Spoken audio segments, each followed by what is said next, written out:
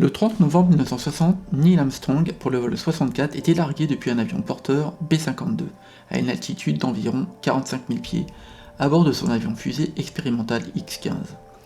Il était le 7e pilote à bord de cet avion, dont ses vols avaient pour objectif de recueillir des données sur les vols à vitesse et altitude élevée.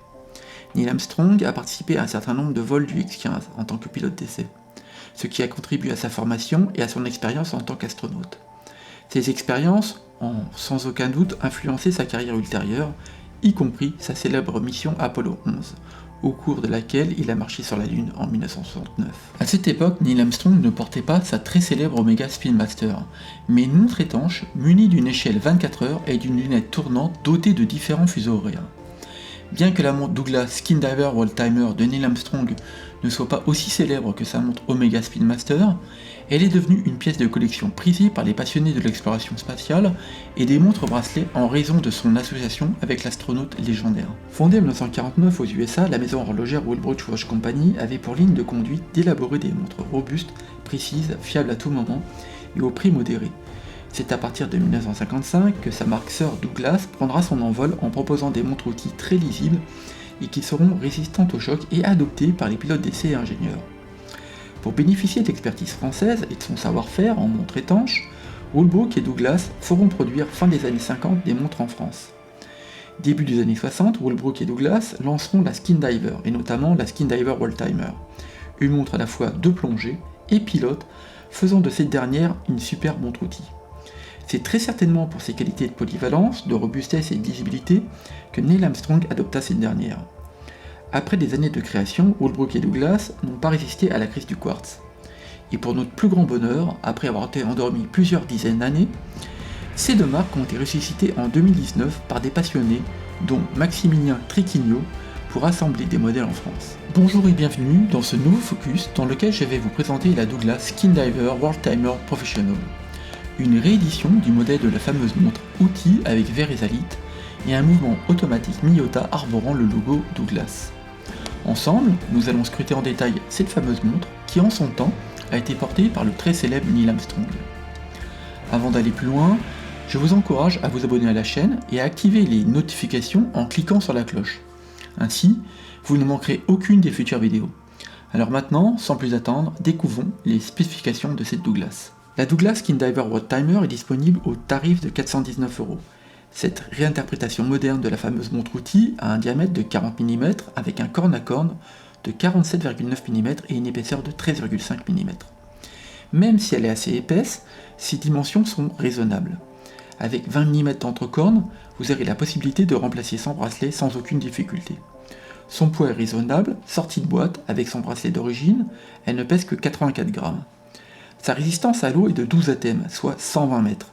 Même si elle peut supporter quelques brasses, ce n'est pas une montre nautique. Le calibre de la Douglas est un Miyota 93-15, mouvement automatique offrant 60 heures de réserve de marche. Enfin, son cadran est mis en valeur par un verre ésalite avec 6 clopes intérieures au-dessus du guichet date. J'ai découvert cette réédition de Douglas grâce aux différentes recherches que j'ai réalisées pour identifier des modèles aux tarifs contenus avec une histoire en lien avec la conquête spatiale et aux héros ayant participé à cette dernière. Cette réédition est une aubaine. Avec un tarif sensiblement inférieur à 450 €, cette montre-outil offre de belles spécifications en tant que montre pilote et une légère aptitude aux activités nautiques. Elle était disponible en déclinaison remontage mécanique, mais aussi automatique, PVD noir, full acier, avec bracelet nylon et plaque Bund, et enfin une série limitée X15. Initialement, c'était la version X15 qui avait retenu mon attention, mais elle n'apportait rien de sensiblement différent avec la version non limitée, en dehors d'une gravure faisant référence au vol 64 du X15. C'est donc la version non limitée que j'ai choisie. Cette réédition est assez fidèle au modèle d'origine et la qualité de fabrication est au rendez-vous. Sa boîte 40 mm en acier 316L bénéficie de l'architecture anti-choc Hexaplex, une conception mise au point par Walbrook qui permet au mouvement d'être flottant et protégé par un cerclage avec des amortisseurs. Sa carrure monobloc offre à cette montre une structure rigide et durable. Visuellement, ce qui caractérise le cadran noir de cette Douglas, ce sont ses index chiffres arabes et aiguilles vert pâle, le tout tranché par l'aiguille des secondes rouge métallique et cette lunette noire chargée d'inscriptions blanches. Sans l'ombre d'un doute, on est bel et bien en présence d'une montre-outil. Le boîtier de la Douglas Skindiver World Timer est fait d'acier inoxydable 316L de qualité marine. Brossé et poli, fini à la main. Le brossage est très léger, le rendu est vraiment qualitatif. L'aspect mat du boîtier s'accorde bien au traitement PVD noir dont la lunette a été traitée. Le cadran noir est protégé par un verre extra-dôme mésalite qui ressort de la lunette et qui possède une loupe intérieure. C'est un détail sympathique qui permet au verre de ne pas offrir d'excroissance disgracieuse dans laquelle on peut s'accrocher. L'utilisation de l'ésalite sur ce modèle est motivée par sa grande transparence, ses qualités de résistance au choc et parce qu'il ne se brise pas comme le verre ou le saphir. Le cadran de la Skindiver World Timer possède des index format bâton ainsi que des valeurs 3, 6, 9 et 12 heures, pas en C3, et complété d'un chemin de fer blanc pour indiquer les minutes secondes. Chaque index et heure sont accompagnés de leur valeur 24 heures en impression blanche, sauf aux 3 heures où est présent un guichet date en chiffre arabe noir sur fond blanc pour les jours impairs et rouge sur fond blanc pour les jours pairs. Ce dernier est mis en valeur par le cyclope intérieur que j'ai mentionné précédemment.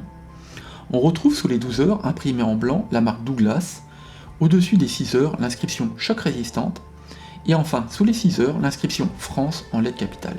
L'aiguille des minutes de cette Douglas est au format stylo alors que son aiguille des heures de forme flèche. Ces deux aiguilles sont en métal squelettisé et remplies de pigments de super luminova. L'aiguille des secondes est une aiguille dauphine ultra fine rouge métallisée qui pointe élégamment le chemin de fer. Aiguille des heures minutes et index ont été traités au Super Luminova C7 vert. Le traitement du Super Luminova C7 sur cette Skindiver World Timer est de grande qualité. 7 couches de pigments étant appliquées et force est de constater que les pigments C7 brillent à plein régime. Même en pleine journée, lorsqu'il y a un peu d'ombre sur le cadran, il est hyper lisible car le C7 fait son travail de luminescence. Dixit Wallbrook, l'œil humain est plus sensible à l'émission verte lorsqu'il passe directement de la lumière du soleil à l'obscurité. C'est donc tout logiquement que sur cette montre on retrouve du C7. Au poignet, cette Douglas est haute perchée, mais les 40 mm de son boîtier présentent bien son poignet 17 cm. Avec son bracelet nylon agrémenté d'une plaque de cuir italien noir, elle est super confortable. Ces plaques de cuir étaient à l'origine utilisées pour protéger de la chaleur les pilotes qui portaient des montres en isolant le poignet du boîtier acier. Les Hanard 417, par exemple, ont ce type de pièces de cuir. On aime ou on n'aime pas, cela donne du caractère à la montre, mais personnellement, je vais retirer cette protection. Le bracelet se ferme grâce à une boucle ardillon en acier 316L gravée sur sa face supérieure mais également intérieure. Pour changer le bracelet, la montre est dotée de barrettes à pompe et en outre, les cornes du boîtier sont percées. Côté dress code, c'est une montre assez typée. Elle se portera plutôt avec des vêtements de type casual. Pour garantir les 12 atteintes de résistance à l'eau, cette couronne gravée du logo Wallbrook est vissée. Elle n'est pas épaulée et mesure 6,7 mm. Son grip est correct et elle est assez pratique à manipuler. Pour dévisser la couronne, il faut la tourner dans le sens anti-horaire. Une fois dévissée, il est possible de remonter le mouvement et une fois tirée, la tige de remontoir permet de réaliser un réglage rapide de la date. Tiré en position extrême, le stop seconde s'active et il est possible de régler les aiguilles des heures et minutes. Le fond de boîte de la Douglas est plein et vissé pour garantir une bonne étanchéité à l'eau et à la poussière. On retrouve sur le fond de boîtier les indications water resistant 12 ATM, le fait que le boîtier embarque un mouvement mécanique, qu'il est en acier 316L, porte un verre ésalite et enfin que la montre est assemblée en France. Pour terminer, au centre du fond de boîtier est gravé le logo et le nom Wallbrook. La Skindiver World Timer Professional embarque le calibre Miyota 9315, un mouvement mécanique à remontage automatique. C'est un calibre d'entrée de gamme qui permet de comprimer les tarifs. Pour autant, il utilise 21 polyrubis et offre 60 heures de réserve de marche. Il oscille à 3 Hz et est donné pour une précision de -20 à +40 secondes par jour. Avant d'être emboîtés en France, dans les ateliers proches de Besançon, les calibres sont personnalisés avec un disque de date de style roulette de casino et régulés pour offrir une précision de plus ou moins 15 secondes par les horlogers de Wallbrook. J'ai confirmé ces données au timegrapher, les erreurs de battement sont dans toutes les positions de 0,4 millisecondes, la précision est cadran vers le haut de +8 secondes par jour, sur tranche à +9 et cadran orienté vers le bas à +12 secondes. Ces résultats sont plus que corrects. Prenons quelques instants pour utiliser cette lunette unidirectionnelle. Sur la lunette, les plus et les moins devant les villes indiquent si les villes sont avant ou après l'heure de Greenwich. et donc s'il faut lire le décalage dans le sens horaire ou anti-horaire. Illustrons la lecture par deux exemples. S'il est 21h44 heure de Paris et que l'on veut connaître l'heure à New York, il faut placer Paris en face des 21h, puis chercher sur la lunette où se trouve l'inscription New York. Cette dernière est en face de l'index des 3 heures, il est donc 15h44 à New York. Second exemple, pour connaître l'heure à Sydney, en procédant de même, on peut voir que Sydney est en face des 6 heures. Il est donc 6h44 à Sydney. Cette lecture est malheureusement juste si toutes les villes suivent les mêmes règles d'ajustement d'heures d'été et d'hiver. C'est le problème des montres World Timer. Le packaging est réduit au plus simple. Néanmoins, ces Skindiver World Timer est livré dans une pochette en toile de coton vert et cuir brun clair. Il s'agit d'un étui de voyage qui pourra contenir si nécessaire une montre d'un diamètre de 44 mm maximum. Cela peut être pratique si vous souhaitez emporter dans votre valise une seconde montre. Mon avis sur ces Douglas Skindiver World Timer Professional, pour 419€, vous avez accès à une montre outil de bonne facture et qui offre des qualités de polyvalence et de robustesse qui sont plus que correctes. Je la trouve très lisible et la qualité du Super Lionova est remarquable. Étant donné que le modèle a repris les spécifications techniques de la montre qu'utilisait Neil Armstrong, il est difficile de reprocher à ce modèle ce qui en faisait ses qualités, comme le verre Esalit, la lunette World Timer qui aujourd'hui fait gadget en comparaison d'une complication GMT, mais qui est par construction robuste. Dans les petits plus, on aurait pu espérer mieux que 12 ATM de résistance à l'eau, et le calibre d'entrée de gamme Miyota emboîté dans cette Douglas. Enfin, côté look, je dois admettre qu'elle est très typée. Elle a été dessinée pour être utilisée par des pilotes d'essai et cela se voit. Quand je l'ai au poignet, j'ai l'impression de porter une montre d'aviateur. Et si au début je n'étais pas plus emballé que ça, je m'aperçois qu'au fil du temps, elle commence à me dompter. Le focus de cette Douglas s'achève, j'espère que vous avez apprécié cette revue et qu'elle vous a permis de découvrir l'autre montre portée par le fameux Neil Armstrong.